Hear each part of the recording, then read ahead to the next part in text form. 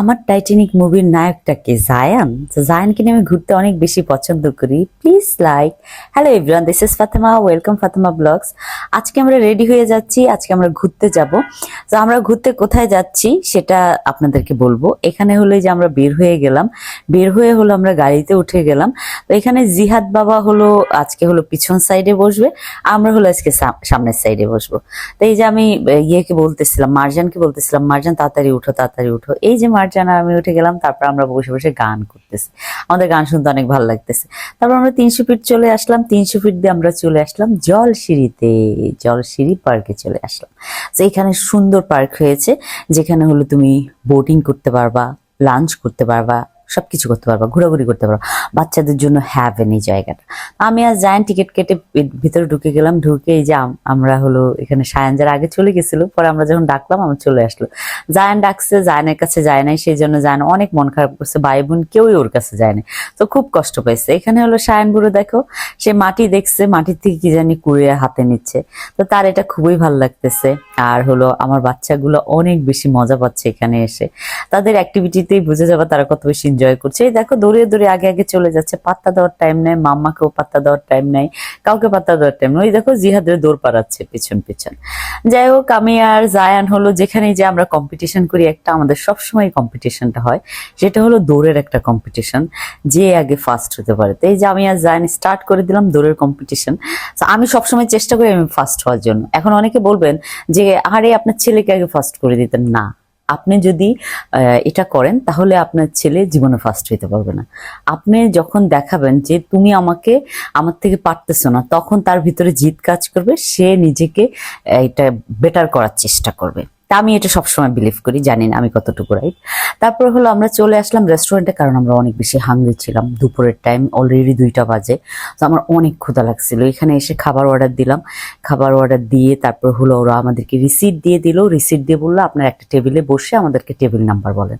তারপর আমরা এখানে অনেকক্ষণ ঘুরলাম, ঘুরে দেখি কোনো টেবিল নেই, আমরা বাহিরে চলে আসলাম। বাহিরে এসে দেখি এখানে বড় একটা টেবিল আছে, যেই টেবিলটাতে আমরা বসে পড়বো এখন। এই টেবিলটা প্রায় 8 জনের সিট ছিল, তো আমরা বসে পড়লাম 8 জনের সিটে। আর খোলামেলা পরিবেশে আরো একটু ঠান্ডা ঠান্ডা ছিল, খুবই ভালো লাগতেছিল। ফাইনালি আমাদের খাবার চলে আসছে, এই সবগুলা খাবার আমরা অর্ডার দিয়েছি। তা আমি অনেক মজা করে খাবারগুলা এখন আপনাদেরকে দেখাচ্ছি। জায়ান বেসিক্যালি ডোনাট অর্ডার দিচ্ছে, আর মারজান হলো এই যে ভেলভেট কেকটা অর্ডার দিয়েছে, আর আমি দিয়েছি ডিমের পুডিংটা। আমার খুবই পছন্দ ডিমের পুডিং, আমি বাসায়ও বানানোর ট্রাই করেছি, ভালো হয়েছে, কিন্তু বাহিরেরটা আমার একটু বেশি ভালো লাগে। যাই হোক, বাহিরের খাবার সবারই একটু অ্যাট্রাকশন বেশি থাকে বাহিরের খাবারের প্রতি। আজ আমি তার বাহিরে ভিন্ন কিছু না, আমারও ভালো লাগে বাহিরের খাবার। তো এখানে আমি জায়ানকে খাবার উঠিয়ে দিলাম, জায়ানকে বললাম চাউমিন খাবা, জায়ান বলল ঠিক আছে মাম্মাম চাউমিন খাবো। তারপরে চাউমিন দিলাম, মারজানকে দিলাম। তারপর হলো আমার আবার খাবার সার্ভ করতে খুবই ভালো লাগে, যারা আমাকে রেগুলার দেখেন তারা তো অবশ্যই এটা আমার নোটিস করেছেন যে আমি সবাইকে সার্ভ করে খাওয়াইতে অনেক বেশি পছন্দ করি। এটা আমার আম্মার থেকে আমার পাওয়া একটা ভালো দিক। আমার আম্মা যেমন মনে করো না, যেই আসবে বাসায় আগে আমার আম্মা তাদেরকে খাওয়াইতো, তারপর আমার আম্মা খাইতো।